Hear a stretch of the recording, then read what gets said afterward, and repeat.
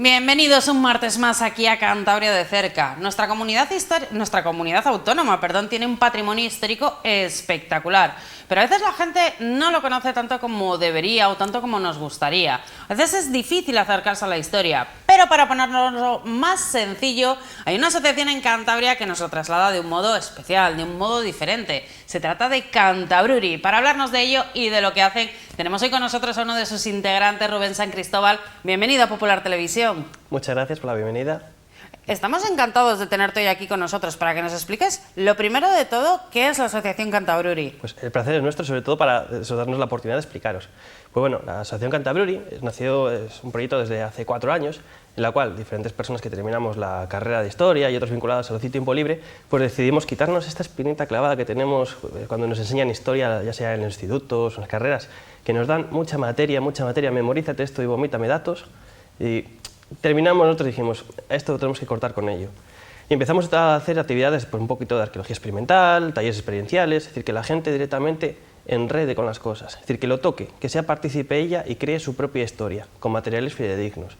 Así la gente, pues en vez, por ejemplo, de explicarles la evolución de la caza, de la prehistoria, pues cogemos y les ponemos, con dianas obviamente, a tirar pues con diferentes armas que se utilizaban en la prehistoria, utilizando siempre referencias arqueológicas, es decir, todo dentro del ámbito científico, aunque sea muy lúdico todo esto, siempre desde el ámbito científico. Esto es lo que se conoce como Historia 3.0. Exactamente. Para todo el mundo que quiera conocer un poco más, tenéis la página web, sí. Y allí explicáis que lo que hacéis es Historia 3.0. Exactamente, tendríamos muchos tipos de llamarla, pero sí, es una que le pusimos el nombre. ¿Vosotros sois licenciados / graduados en Historia todos? Los que, bueno, a ver, tenemos varias secciones, por así decirlo, dentro de la asociación. Personas que colaboran con nosotros y otras personas que son de monitores, que están de cara al público.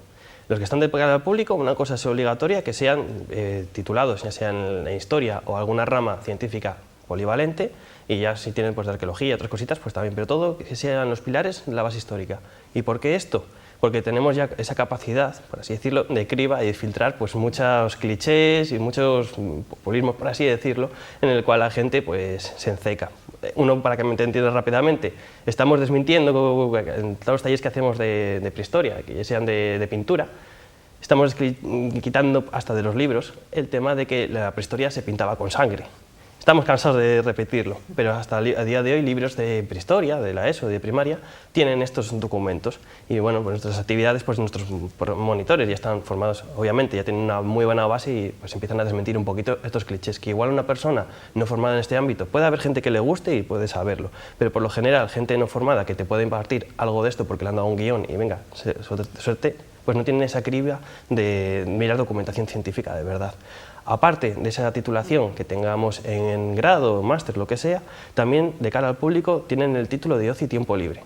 Con este título lo que se le permite es hacer una conversión, por así decirlo, del lenguaje académico, que muchas veces aburrimos nosotros mismos, que no nos entendemos, un secreto era eso, pero a veces ni nos entendemos entre nosotros, así que gracias a este título vamos adaptando, hacemos una pequeña traducción del contenido académico, denso y con palabras bastante técnicas, y lo desarrollamos para que toda la sociedad lo pueda comprender. Adaptamos también un poquito a las diferentes edades, tanto sean niños o adultos, pero lo adaptamos de una manera que sea un lenguaje conocido para todo el mundo. Es decir, vosotros, depende de cada actividad que realizáis, la planteáis de una forma o de otra. No es lo mismo para adultos, para niños, son públicos diferentes. Exactamente, a que tengas una base, que sería, imagínate, una temática base, siempre hay que adaptarlo a diferentes públicos. Los tiempos y los discursos son diferentes para todos los públicos.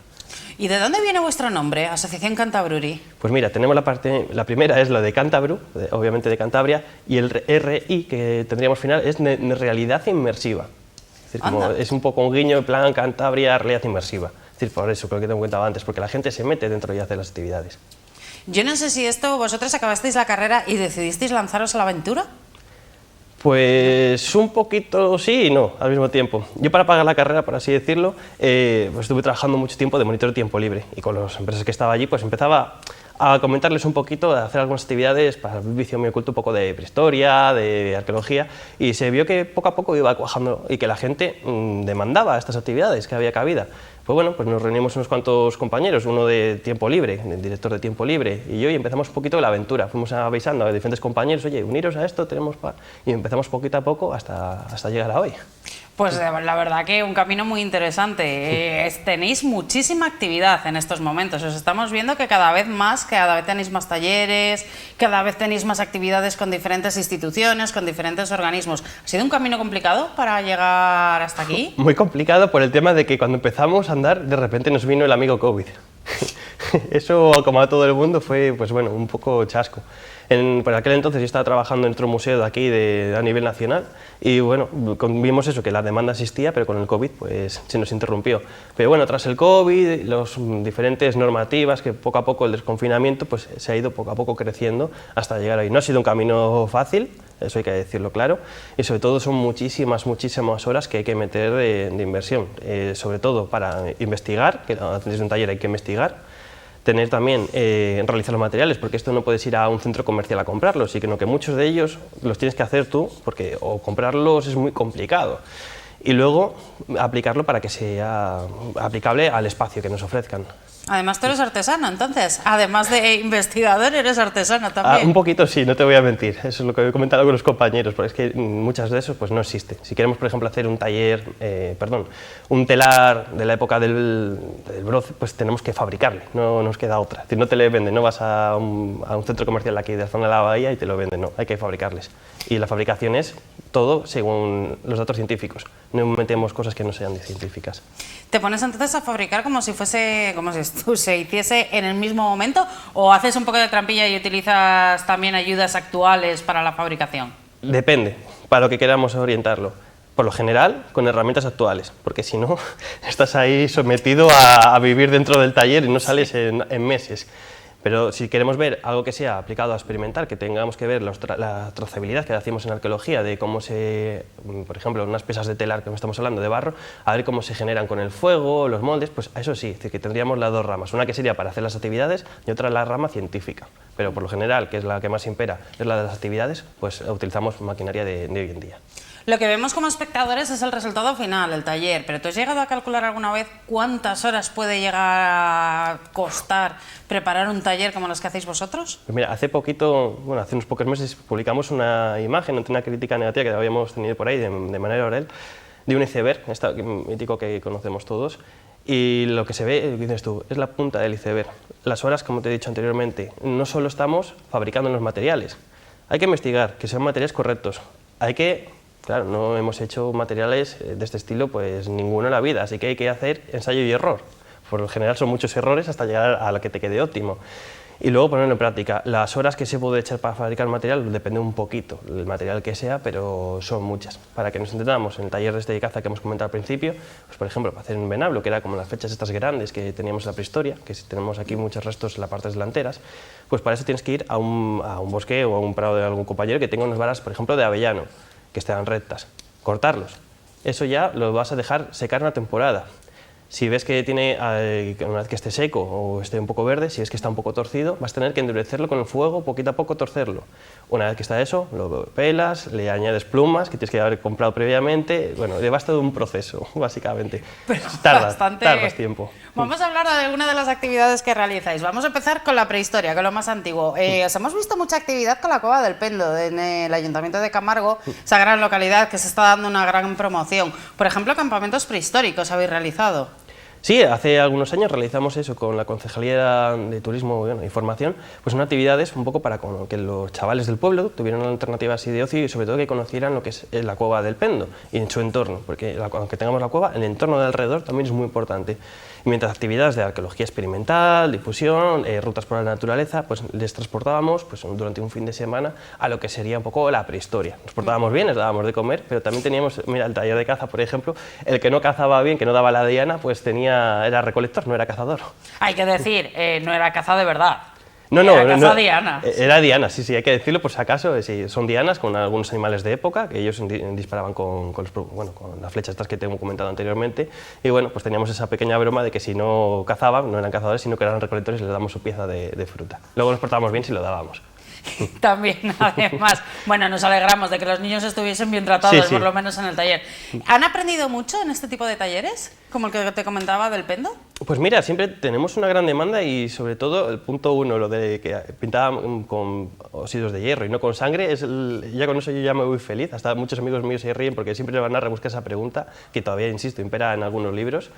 Y ellos la verdad que tienen bastantes demandas e inquietudes un poco intelectuales de ese aspecto, porque claro, tienen en este espacio la cueva, la tienen al lado, se visita también la cueva, y claro, estamos poniendo en contraste cómo vivían esas sociedades, pero ellos están en esos mismos espacios que ocupaban. Es decir, es como un poco máquina del tiempo, leve, pero ellos se transforman y la verdad que sí te demandan otro, aparte de la prehistoria, otro tipo de actividades de otras etapas para que lo vean por sus propios medios. Y hay bastante demanda. ¿Como por ejemplo? Edad Media, por ejemplo. En Camargo también, por ejemplo, tenemos un castillo allí, un pequeño recinto que es el Castillo del Collado, en Escobedo también. Y allí pues, nos estaban diciendo si teníamos algo preparado de prehistoria, tal, pues, ante la bastante demanda que tuvimos, pues preparamos un taller que le llamamos lo que nos dicen los restos óseos, que es lo que nos encontramos arqueólogos en campos de batalla medievales, pues cómo reaccionan, cómo están los huesos, ¿vale? Me explico mejor.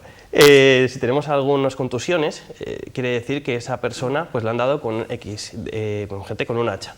Si tienes otras, igual tenía una protección puesta. Sí. Lo que hacemos con todo esto es, cogemos una persona y les vamos vistiendo según su economía, les vamos diciendo pues, los tipos de traumas que podrían tener pues, en los campos de batalla. Y vamos vistiendo hasta forrar a una persona, como lo conocemos todos, un caballero medieval, pues, en lata. Y les mostramos pues, cómo sería esa actividad, para luego hacer un pequeño combate medieval, sin que sea dañino, para que vean ellos como diferentes tácticas y como, sobre todo, pues, los diferentes tipos de impacto que te podrían dar. Pues vosotros que lo habéis probado, pero la ropa medieval parece bastante incómoda. Una vestimenta completa de un caballero. Si lo coges, por así decirlo, en seco en las manos, quieres llorar. Pero una vez puesto, no te voy a decir que es muy cómodo para irnos de fiesta, porque se te mentiría, pero sí que la verdad que te deja maniobrar bastante. Sorprendentemente puedes maniobrar bastante fácil, porque el peso está repartido por todo el cuerpo. Es decir, está más cuidado de lo que parece a simple vista. Sí, sí, sí, la verdad que sí. ¿Y cómo se siente uno como un caballero medieval? Te dan ganas, vamos, de salir ahí con un caballo a cabalgar, la verdad. Desde luego. Bueno, estamos hablando de historia, pero también estáis utilizando las nuevas tecnologías, porque os hemos visto, volviendo a la Cueva del Pendo, utilizando la realidad virtual. Sí, en este aspecto el Ayuntamiento de Camargo pues, encargó a una empresa de aquí de Cantabria una reconstrucción virtual de la Cueva del Pendo para llevarlo a ferias de turismo y divulgarlo, y estuvimos recientemente en el centro comercial de Valle Real, pues, que hicieron un convenio pequeño el Ayuntamiento con este centro comercial para mostrar este espacio. Y la verdad que fue todo un éxito. Teníamos 4 gafas de realidad virtual y es que no dábamos abasto porque las baterías, vamos, teníamos dos puestas, no daba abasto. Y unas 400 personas aproximadamente pasaron en las 2 semanas que estuvimos. Una pasada, desde luego, 400 personas. Sí, sí. ¿Qué es lo que se ve con estas gafas? Pues es una visita virtual a la cueva, es decir, te sumerges directamente en lo que sería la zona de las pinturas, principalmente, en el cual te muestra pues, desde las ciervas, algunos caballos que se ven. Pero lo más interesante es que te muestra las pinturas que realmente en la cueva no se llegan a ver. Es decir, para la gente que no haya estado, en la Cueva del Pendo llegas a una zona de paneles, una pequeña tarima, y se ven pues, diferentes motivos. Pero hay unos más a la derecha, que aunque te lo digan los guías de la sociedad regional, que te lo suelen decir, pues esa zona con las gafas virtuales te lo llegas a ver. Y algunas zonas que estarían un poco ocultas dentro de la cueva también. ¿Y qué consideráis que es mejor? ¿Utilizar métodos como los talleres clásicos que hacéis vosotros, la realidad virtual, o una combinación de ambos para poder trasladar estos conocimientos? Una combinación, una no quita la otra. Por así decirlo, algún comentario que tuvimos ahí en el centro comercial nos decían, ¿qué preferís? ¿A la cueva de verdad o esto? Obviamente, como buen arqueólogo, yo prefiero entrar a la cueva, pero mucha gente también. Lo que es, por ejemplo, las gafas estas, lo que nos permiten es a la gente que la conozca de esta manera, pero que les pique también el gusanillo de ir a verlas de verdad. Ya sabiendo, con esta pequeña base, cómo es un poquito la cueva, pues lo van a ver de otra manera, lo van a disfrutar. Y sobre todo también para personas mayores que no puedan acceder a ella, porque la cueva, recordemos, es una cueva. Y para llegar, pues gente mayor, pues igual le cuesta. Si vas en silla de ruedas, pues no vas a poder porque tienes que bajar muchas escaleras. Así que también es una herramienta de socialización para que la gente conozca cómo es esta cueva. ¿Recomendáis siempre que esas visitas se hagan con profesionales, que ayuden, que expliquen? En este aspecto, todas las cuevas de Cantabria, gestionadas por la Sociedad Regional aquí del Gobierno de Cantabria, son todo guías o profesionales. Es decir, de mano abierta no puedes ir a ninguna de ellas. Es decir, que siempre vas a tener un buen guía que te lo va a explicar cómo es. Lo que sí recomiendo, porque es una pregunta también que nos hacían mucho, que se reserve sí o sí. Puedes que vayas un día, pilles entrada, sí, pero es complicado a veces. Sí, también puede ser que no, que llegues y te encuentres sin entrada, Eso desde es. luego. Habéis estado en El Pendo, pero también habéis estado hace unos años en otro de esos grandes centros, en Puente Viesgo. Sí. Haciendo Puente Viesgo es otra prehistoria. Me imagino que el concepto es similar, trasladar también cómo se vivía en esa zona a la gente, para que lo conozca. Puente Viesgo es otra prehistoria, este año será el quinto. Es una iniciativa que empezó desde el ayuntamiento de Óscar Villegas y querían relanzar un poquito, ya que tienen esa montaña allí, querían bajar, por así decirlo, esos conocimientos y esa pasión de la prehistoria al pueblo, en la cual se hacen diferentes actividades, desde actividades experimentales, actividades más lúdicas, actividades de orientación, o bien conciertos y algunas actuaciones por la noche. Es decir, que se quiere hacer un día de la prehistoria, pero de manera lúdico-científica. Es decir, tú vas a ir con tu familia o vas solo, como quieras, y vas a tener diferentes actividades, tanto para los más pequeños como para los más mayores, pero todo dentro del entorno de la prehistoria. Desde luego muy interesante. No sé si algún ejemplo de esas actividades nos podías poner para que la gente que quiera acudir se haga una idea de lo que puede encontrarse aquí. Pues mira, los eventos estos son en septiembre, por el primer Sí, fin de semana, aproximadamente segundo suele de ser hacia finales de verano, más o menos. Eso es. Pues por ejemplo tenemos alguna que tenemos unas cajoneras muy grandes, por ejemplo de cómo se enseña a excavar, ¿vale? Y la gente, por ejemplo, una actividad que teníamos el año pasado era que encontraban pues, restos, por ejemplo de conchas, como que encontramos en diferentes cuevas, y con ellos tenían que pasar a otra sección que les enseñábamos cómo se perforaban con siles esas conchas, y después pasaban a otro taller que hacían un poquito de cuerda y las ponían para llevarse ellos un collar de conchas, por ejemplo. O bien, si eres más adulto, tenemos la zona, por ejemplo, también de caza que hemos comentado antes, que siempre triunfa en todas las edades, con diferentes distancias, unas gincanas que la gente, pues dependiendo con el recorrido que quisieras hacer, más largo o más corto, pues orientaban un poquito dentro de la prehistoria, haciendo unos guiños de diferentes zonas por las que tienes que pasar para conocer Puente Viesgo. Bueno, y estáis también, que no podéis faltar, en el Gran Centro de la Prehistoria de Cantabria, en el MUPAC, el Museo de Prehistoria de la Comunidad Autónoma. Hemos visto muchos talleres, desde luego, que estáis teniendo últimamente en el MUPAC. Y no sé cuántos meses lleváis o cuántos años lleváis ya trabajando con ellos. ¿Hay alguno que destaque por encima del resto, que a la gente le llame más la atención? Pues mira, pecamos un poquito, por así decirlo, en cuanto al MUPAC. Tenemos el vicio de no repetir talleres, salvo dos que nos han pedido. Todas las actividades nunca se suelen repetir. ¿Nunca? Así tenemos la zona de almacenamiento que está todo en llamas, la verdad. Y nunca se ha repetido, salvo dos, que es uno que hacíamos, unas tabulas ceratas romanas, que era por el Día de la Mujer, en honor a una poetisa romana, que la gente creaba con maderas, recortaba las maderas, luego nosotros vertíamos cera y escribían como se hacía en Roma.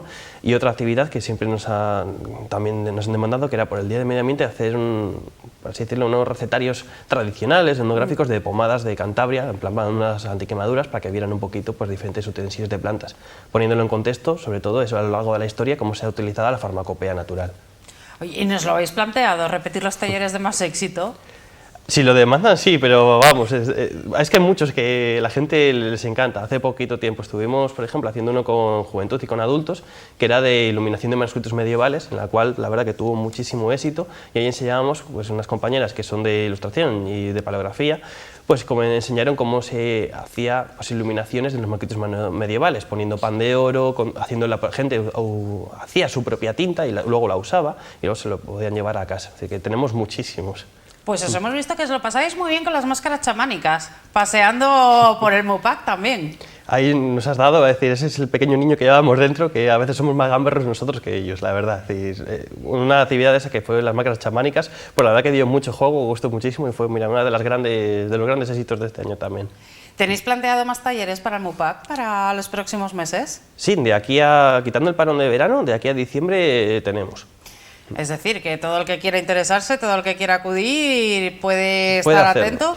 ¿Todos los fines de semana o los vais a ir alternando? Se alternan, es casi todos. Por ejemplo, para la siguiente, que va a ser en pocos días, sacarán una publicidad ya, va a ser una escape room dentro del museo, que va a haber bastantes sorpresas por dentro, y ahí va a ser para toda la familia, no solo para adolescentes, niños o adultos. Van a ser familias o quien quiera ir a hacerle, van a ser grupos reducidos de 20 personas, en la cual algo habrá pasado en el museo y algún compañero tiene que guiar y se van a encontrar sorpresas que pueden andar por dentro del museo. La verdad que una actividad pinta bastante bien. Veremos a ver qué tal está. Hemos estado hablando de la prehistoria, hemos estado hablando de la Edad Media, pero me gustaría también hablar de esa guerra de la independencia que tenemos aquí. Acabamos de vivir el 2 de mayo, desde luego una fiesta bastante importante en municipios como Camargo, pero no va a ser el único punto en el que hablemos de la guerra de la independencia. Os vais a ir también a Castrurdiales. A Castrurdiales. Hemos pasado del Museo Etnográfico, que todavía tenemos actividades en el Museo Etnográfico explicando un poquito la figura de Pedro Velarde con el 2 de mayo. Y ahora, pues este fin de semana nos toca el evento de la Francesada en Castrurdiales, un trágico evento que durante la Guerra de Independencia, que los franceses pasaron a más de la mitad de la población a cuchillo y aniquilaron casi todas las casas que había. Y bueno, vamos a explicar un poquito estos sucesos. ¿Pero cómo lo vamos a explicar? Pues de una manera, como no podemos ser de otra manera, dinámica, en la cual la gente se va a transportar en la época de una persona que está en Castro, un castreño de esta época, que va a tener que ir huyendo de los franceses hasta llegar al castillo, al faro que tenemos allí, que sería el punto final, la zona de la fortaleza. En esta actividad, pues la gente va a acudir con su teléfono móvil, no hace falta inscripciones, va a acudir con su teléfono móvil en un sitio especificado, que es la biblioteca municipal que tienen allí, van a escanear un código QR, en el cual pues, te baja una aplicación, o si ya la tienes, pues directamente es escanear otro y te va a meter dentro de la actividad y va a contrarreloj. Vas a tener que ir de punto en punto específico de la villa de Castrurdiales, en la cual pasaron diferentes cosas. Por ejemplo, por donde entraron las tropas napoleónicas, dónde se rompió la muralla, desde dónde se disparaba. Pues vas a ir recorriendo la historia de Castro, pero de manera viva, huyendo de estas personas. Y al final pues habrá un pequeño sorpresa, que habrá algunas tropas aliadas intentando defender a los supervivientes. Y los 300 primeros que terminen pues van a tener un pequeño obsequio. Esto es como el MUPAC, ¿también es la primera vez que lo hacéis la francesada o lo habéis hecho más años? Esta es la primera vez que lo hacemos, nos lo encargó su concejala de Patrimonio, Rosa, nos lo encargó y ahí estamos con la misión para ejecutarlo. Llevamos muchos meses ya de planificación, que es una cosa muy ardua. Como he dicho, primero investigar, luego ir al campo, etcétera, etcétera, hasta el momento de la ejecución. Son estos nervios como de cuando vas al teatro, sí. Pues estamos ahora mismo unos cuantos así. Además, en inscripciones previas, no sé si tienes los nervios luego esos, que siempre que suele acudir muchísima gente a todo este tipo de actividades, pero de decir, atraeremos a mucho público, no atraeremos a mucho público, se nos irá esto de las manos. Sí, a ver, por ejemplo, hay varios tipos de actividades, por ejemplo el MUPAC y otras actividades, pues vas con inscripción previa, porque está controlada la actividad. En este caso, que son actividades de masas de gente, de fiestas, no puedes poner, por así decirlo, una inscripción, porque no puedes dejar a nadie fuera. Todo el mundo tiene que participar. Así que hay que simplificarlo un poquito para que todo el mundo tenga acceso. En el caso de Castro, no hemos puesto inscripción previa básicamente por eso. La gente va a tener un horario, que empezamos, no sé si ahora me pillas 11, 11 y media, no me acuerdo bien, creo que es a las 11. Pero por la mañana. Por la mañana y por la tarde. Lo único que vamos a hacer una pequeña parada, que es para comer. Y ya luego continuaríamos sábado y domingo. Pues desde luego tenemos un fin de semana muy animado por delante para todo el que se quiera escribir. Rubén, creo que con esto nos vamos a despedir. Perfecto. Muchas gracias por haber estado con nosotros hoy. Vosotros. Y muy interesante, os deseamos mucha suerte. Muchas gracias. Muchas gracias también a todos ustedes que han estado con nosotros. Esperamos haberles acercado un poco más la historia y haberles mostrado que hay formas diferentes de conocer la historia, más allá de los libros de texto, más allá de las clases. Recuerden, Cantabria de Cerca vuelve mañana a partir de las 10 de la noche, en este caso con Edición Cultura.